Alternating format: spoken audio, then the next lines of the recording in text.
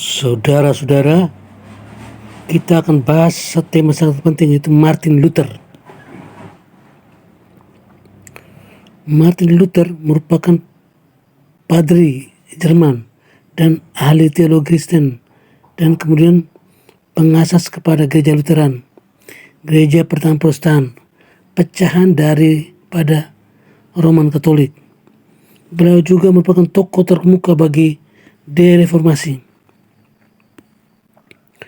Selepas Luther tamat belajar ilmu filsafat di Universitas Erfurt pada tahun 1505, beliau masuk ke Order of Augustine sebagai padri.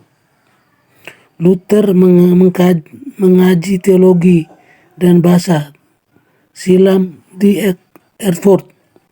Pada tahun 1512, beliau mendapat kedoktoran teologi di Wittenberg dan memulakan sarannya berkenan Mazmur dan surat Paulus. Pada Oktober 1517, Luther menulis sebenarnya dalilnya yang bertajuk Disputatio pro Declaratione Virtutis Indulgentiarum, pertikaian dan pengusulan mengenai kuasa dan kemustajaban pengampunan. Walaupun dia tidak meletakkan gereja Wittenberg sebagai dikatakan legenda, tetapi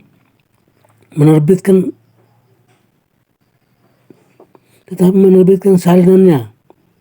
Tulisan tersebut mencabar ajaran gereja barat mengenai asas menghapuskan dosa, kuasa paus, dan pengampunan dalam tulisannya.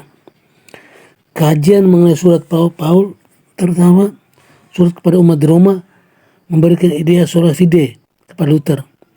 Hanya keyakinan boleh menyelamatkan manusia yang diberikan Tuhan, dan kebanyakan adat gereja dengan itu tidak berguna dan patut dibuang karena beliau menyebabkan banyak perkara buruk. Pada mulanya Luther percaya bahwa beliau boleh membentuk semula gereja Rom dari dalam dengan tesnya, tetapi Paus menganggap pendapatnya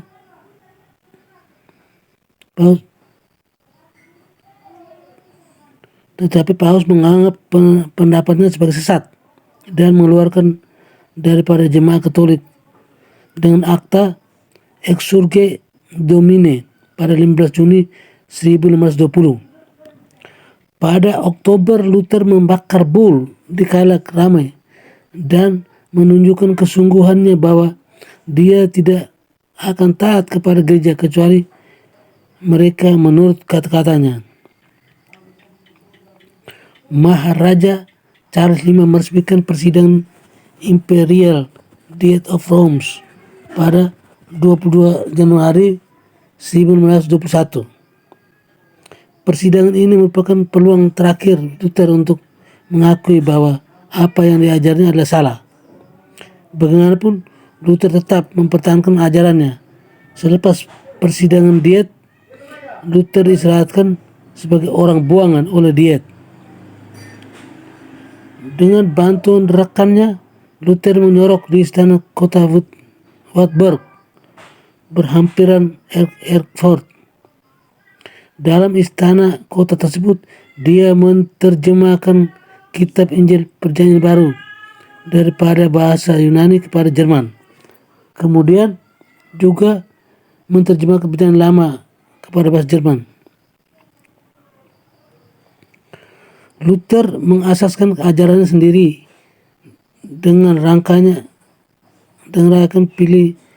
Philip Melanchthon dan meninggal pada tahun 1546.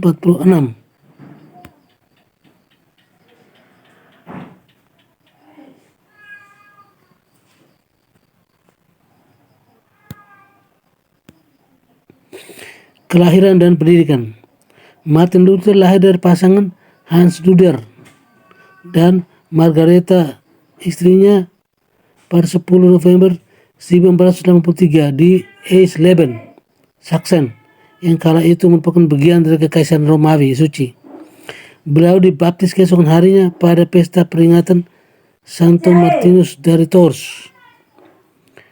Keluarganya pindah ke Mansfield pada tahun 1484. Tempat ayahnya menjadi penyewa usaha sejumlah tempat peleburan dan tambang tembaga, serta menjabat sebagai salah seorang dari 4 perwakilan warga dalam dewan setempat. Hans Luther terpilih sebagai anggota dewan pada tahun 1492. Martin Marty, seorang akademisi religi, mendeskripsikan Ibu Luther sebagai seorang wanita pekerja keras dari kelas menengah dan keturunan perniaga, serta berpendapat bahwa para peserta Luther di kemudian hari secara keliru mendeskripsikan ibu sebagai seorang pelacur dan pelayan tempat pemandian. Beliau memiliki sejumlah saudara laki-laki dan perempuan dan diketahui dekat dengan salah seorang di antaranya, Jacob. Hans Luther memiliki ambisi bagi dirinya sendiri dan keluarganya, serta bertekad untuk menyaksikan Martin, anak tertuanya, menjadi seorang pengacara. Beliau mengirim Martin ke sekolah-sekolah Latin di Mansfield, kemudian Magdeburg pada tahun 1497. Tempat beliau memasuki satu sekolah yang dikelola oleh sekelompok awam yang disebut Persaudaraan Hidup Bersama dan Eisenach pada tahun 1998. Ketiga sekolah itu berfokus pada apa yang disebut trivium, tata bahasa, retorika, dan logika. Luther mengatakan kemudian membandingkan pendidikannya di sana dengan purgatorium dan neraka. Pada tahun 1501, ketika usia 17 tahun, beliau memasuki Universitas Erfurt, yang kemudian beliau mendeskripsikan sebagai rumah bir dan tempat pelacuran. Beliau harus bangun setiap pukul 4 pagi untuk apa yang digambar sebagai hari belajar hafalan dan acap kali latihan rohani yang melelahkan. Beliau mendapat gelar magisterinya pada tahun 1505.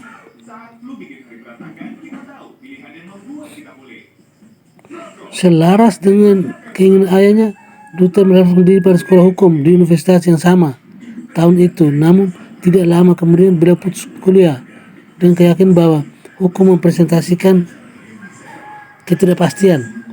Luther mencari jaminan akan kehidupan serta merasa tertarik dengan teologi dan filsafat. Mengekspresikan ketertarikan kepada Aristoteles, William dari Ockham, dan Gabriel Bill.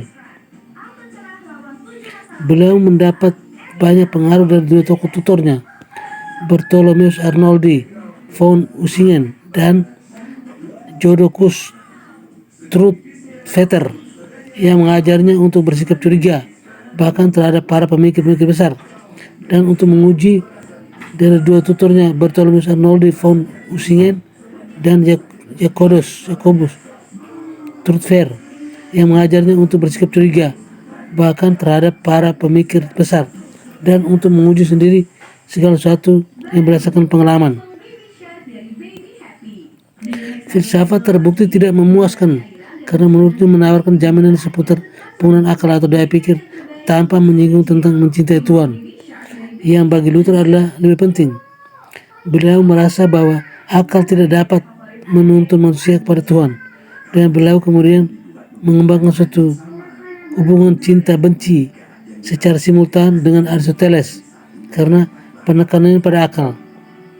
Bagi Luther, akal dapat digunakan untuk mempertanyakan hal-hal terkait manusia dan institusi, tetapi bukan Tuhan. Beliau meyakini bahwa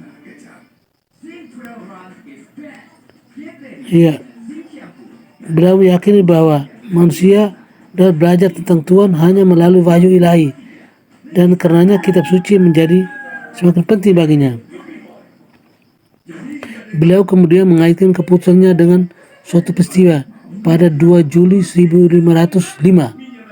Beliau kembali ke universitas dengan menunggang kuda setelah menempuh perjalanan pulang ke rumah. Ketika terjadi hujan badai petir menyambar di dekatnya, beliau menjerit, "Tolong, Santa Ana, aku akan menjadi seorang rahib." Lalu beliau bercerita kepada ayahnya bahwa beliau takut akan kematian dan penghakiman ilahi. Beliau tersadar kalau jeritanya minta tolong merupakan suatu kaul yang tidak pernah dapat beliau langgar. Beliau meninggalkan sekolah hukum, menjual buku-bukunya, dan masuk biara Santo Agustinus di Erfurt pada 17 Juli 1505. Seorang teman menghubungkan keputusan itu dengan kesedihan Luther akibat kemangkatan dua orang temannya. Luther sendiri tampak bersedih hati atas keputusan untuk pergi. Mereka yang menghadiri makan malam berbicara mengantarnya ke pintu klausura hitam. Tujuannya, "Hari ini kamu melihatku, dan di kemudian hari takkan pernah lagi," katanya. Ayahnya sangat marah atas apa yang dilihatnya sebagai suatu pemborosan telah memberikan Luther pendidikan, kehidupan awal dan akademis.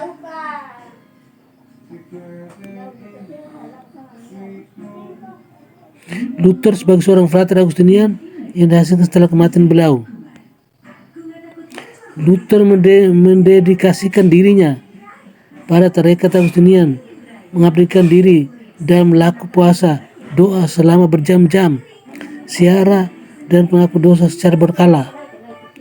Luther mendeskripsikan periode hidupnya ini sebagai salah satu keputusan rohani. Beliau berkata, "Aku hilang kontak dengan Kristus Sang Juru Selamat dan menghibur, dan menjadikan sopir dan ergojo jiwaku yang malang." Johann von Staupitz, superiornya, berupaya mengalihkan pemikiran Luther dari perenungan secara terus-menerus atas dosa-dosanya kepada jasa Kristus. Beliau mengajarkan bahwa pertobatan sejati bukan mengenai hukuman dan penyilihan swakarsa, melainkan suatu perubahan hati. Pada 3 April 1507, Jerome Scultetus, uskup Brandberg, menabiskan Luther di katedral Erfurt. Pada 1508, von Staupitz, dekan pertama di Universitas Wittenberg yang baru didirikan, memanggil Luther untuk mengajar teologi.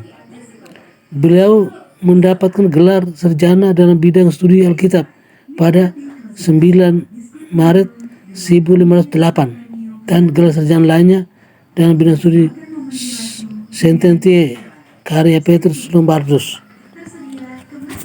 Pada 19 Oktober 1912, beliau dianugerahi gelar doktor teologi, dan pada 21 Oktober 1912 beliau diterima dalam Senat Fakultas Teologi di Universitas Wittenberg, menggantikan jabatan Staupitz sebagai profesor teologi. Beliau menghabiskan sisa karirnya dalam posisi di Universitas Wittenberg. Beliau ditunjuk menjadi vikaris provinsial Sachsen dan Turingen oleh tarekat religiusnya pada 1515. Ini berarti beliau perlu mengunjungi dan mengawasi ke-11 biara di provinsinya.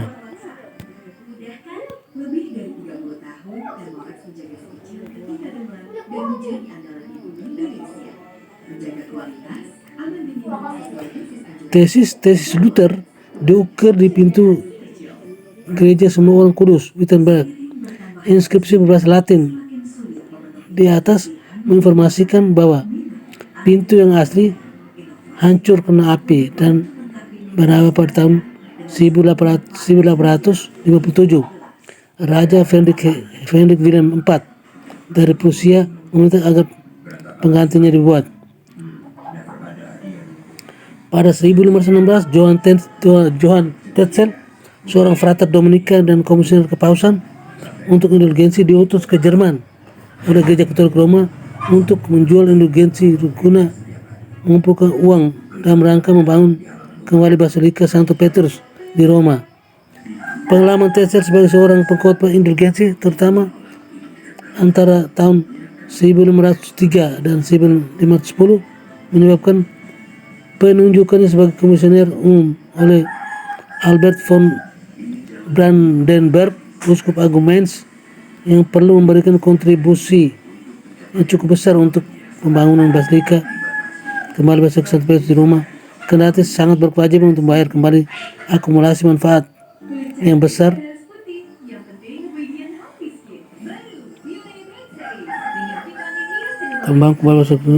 pengalaman Tetzel sebagai seorang indulgensi, terutama antara tahun 1503 dan 1510, menyebabkan penunjukan sebagai komisioner umum oleh Albert von Brandenburg, uskup agung Mainz, yang perlu memberikan kontribusi yang cukup besar untuk membangun kembali Basilika Santo Petrus di Roma.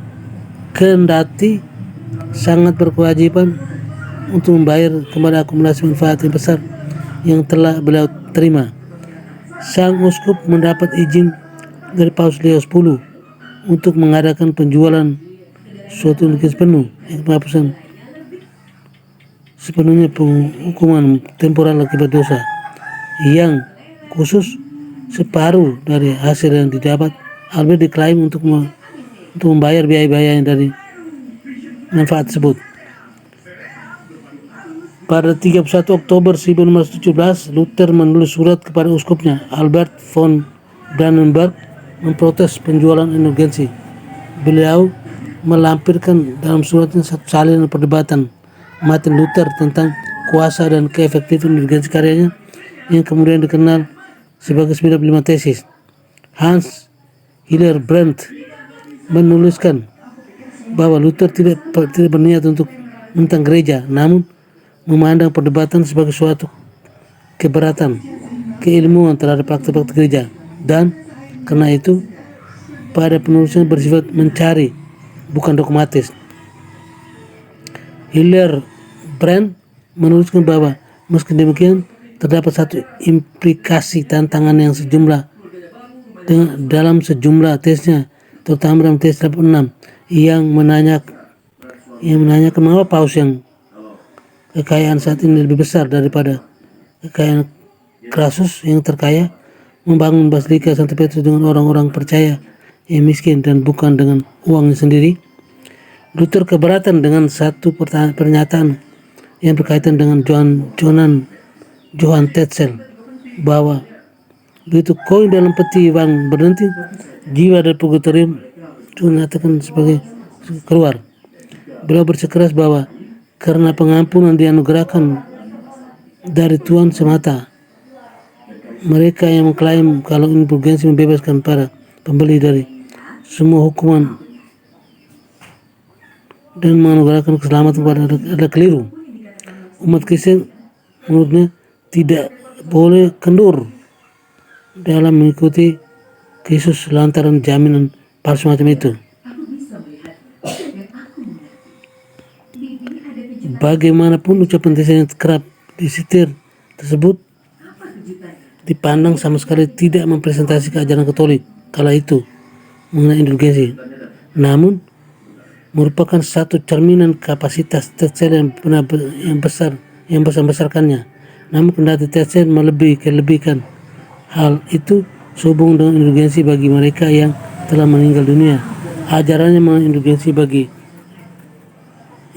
bagi mereka yang masih hidup di dunia ini sejalan dengan dogma Katolik yang berlaku pada zamannya. Menurut satu laporan, Luther melakukan 95 tesis karyanya di pintu gereja semua orang kudus di Wittenberg pada 31 Oktober 1917. Para akademisi seperti Walter Kramer, Groth, Stenker, Gerhard Richter, dan Gerhard Brause berpendapat bahwa kisah pempublikasian di pintu itu hanya memiliki sedikit landasan kebenaran, meski telah menetap sebagai salah satu pilar sejarah. Kisah itu didasarkan pada komentar yang dibuat Philip Melanchthon, meskipun diperkirakan kalau beliau sendiri tidak berada di Wittenberg pada saat itu. Tesis berbahasa Latin tersebut dicetak di beberapa lokasi di Jerman pada tahun 1517. Pada tahun 1518, teman-teman Luther menerjemahkan 9 tesis dari bahasa Latin ke bahasa Jerman. Dikatakan bahwa salinan 9 tesis telah menyebar ke seluruh Jerman dalam waktu 2 minggu dan penyebaran telah mencapai seluruh Eropa dalam waktu 2 bulan. Tulisan-tulisan Luther beredar luas, bahkan mencapai Prancis, Inggris, dan Italia pada tahun 1519. Template clarification needed para mahasiswa dikabarkan memadati Wittenberg untuk mendengar Luther berbicara. Beliau mempublikasikan suatu ulasan singkat tentang surat Galatia dan karya tentang kitab Mazmur tulisannya. Bagian awal Luther ini merupakan salah satu periode yang penting, yang paling kreatif dan produktif pada masa hidupnya. 3 karyanya yang paling dikenal diterbitkan pada tahun 1910. Kepada bangsawan Kristen dari negara Jerman, tentang pembuangan gereja ke Babel, dan tentang kebebasan seorang Kristen.